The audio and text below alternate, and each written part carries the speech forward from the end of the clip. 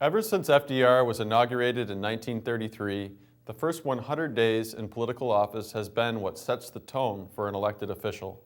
It is what many leaders have been judged on for the rest of their time in office. Those first few months are when Roosevelt rolled out the Emergency Banking Act, fireside chats, and other programs that created his mark in history. My first 100 days as mayor have been very busy and eventful, and it all started with day one. I was sworn in and took the oath of office officially on November 13, 2023, and I immediately went to work as the 10th mayor of the great city of Westland, the 9th largest city in the state of Michigan. My first order of business was to sit down with all the department heads to get up to speed on their current projects and talk about the future. I did this both collectively as a staff as well as individually with each director, so we could go a little deeper into how we will be collaborating on projects and goals. I let each team member know that they are an important part of the organization and what would be expected from them. There were a few changes made at the director level. I hired Alex Garza to be the new Economic Development Director. I tasked him with creating a more cohesive brand for the city of Westland, and I'm glad to say you'll be seeing the fruits of that labor this spring. I also have been working very closely with him to expand business investments within the city, as well as new and productive discussions regarding the future of the Westland Shopping Mall complex. After meeting with the Parks and Recreation Director, Kyle Mulligan, I came to realize if we're going to meet the needs of our residents, that department needed some additional help. We asked the City Council to approve the creation of an Assistant Parks and Recreation Director to help provide more services to residents. Next, I brought in Faith Norwood on the executive team to serve as administrative assistant. She now works very closely with myself, Executive Secretary Shannon Akron, and my newly appointed Deputy Mayor Jim Godbout. Jim was our longest-serving councilman with 23 years of experience on the City Council. He has a tremendous wealth of knowledge about how the city operates and truly has unparalleled experience. He will be an asset to me as mayor, but more importantly to you as residents. Public safety is one of the most important things for any city, and Westland is no exception. That's why I've been working very closely with the Fire Chief, Daryl Stamper. Plans are underway to build 2 new state-of-the-art fire stations to make sure Westland's bravest are the best equipped and trained fire and EMS personnel in the area. We are also very excited to be a recipient of a SAFER grant, which is a federal grant to allow the hiring of 15 new firefighters to better serve the residents of Westland.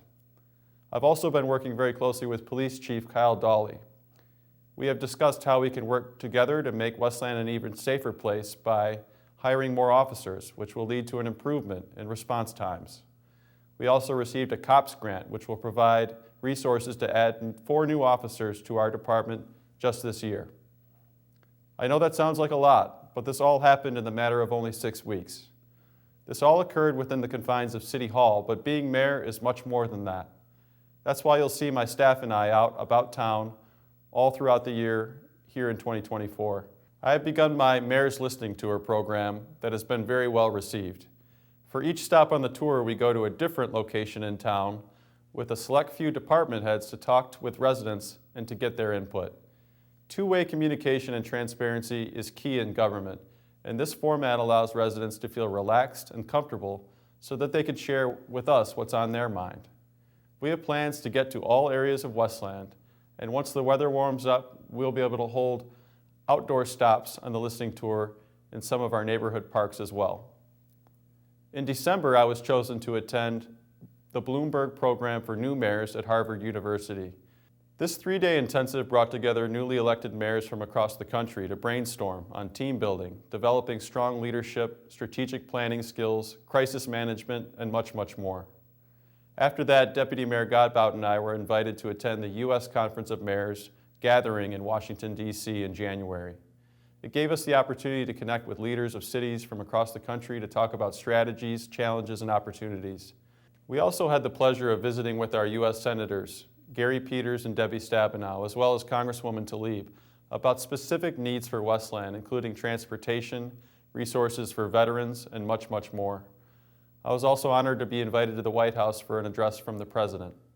During these first 100 days, we had some fantastic community events. These included our holiday celebration at City Hall, and our annual Martin Luther King Jr. Day celebration with my good friend, Lieutenant Governor Garland Gilchrist II. I also attended Governor Whitmer's State of the State address in Lansing to represent Westland as mayor. These first few months weren't without challenges, though. We were hit with a blast of winter that brought snow, ice, and frigid temperatures. I was in constant contact with our Department of Public Service, so we were able to make sure our streets were clear and safe for residents and visitors to our great city. I also personally went out to affected neighborhoods to check on residents and report back to DPS if there were any street lights out or temporary signage was needed at intersections.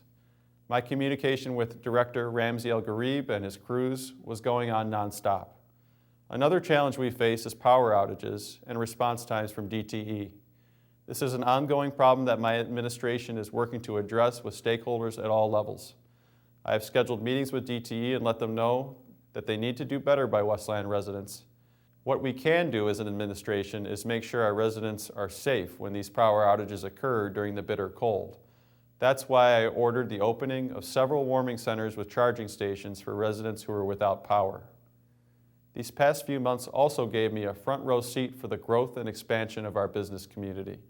I had the pleasure of attending ribbon cuttings throughout our city, with many more on the way.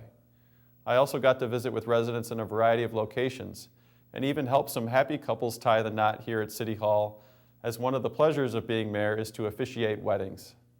My first 100 days as mayor has been a whirlwind of activity. While we've settled in, we have no intention of slowing down. When I was out knocking on doors asking for your support during the election, you told me what you wanted. As part of my commitment to building a stronger Westland, I listened and we're making it happen. You wanted a user-friendly, responsive City Hall, and my administration has made that a top priority. Residents asked for more recreation programs, and they're on the way. Many people were asking about cleaning up commercial properties and blight.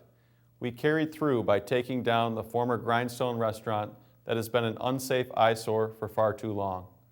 We are hiring police and firefighters to ensure that our city is a safe and welcoming place for all. And we are seeing the creation of new businesses throughout town.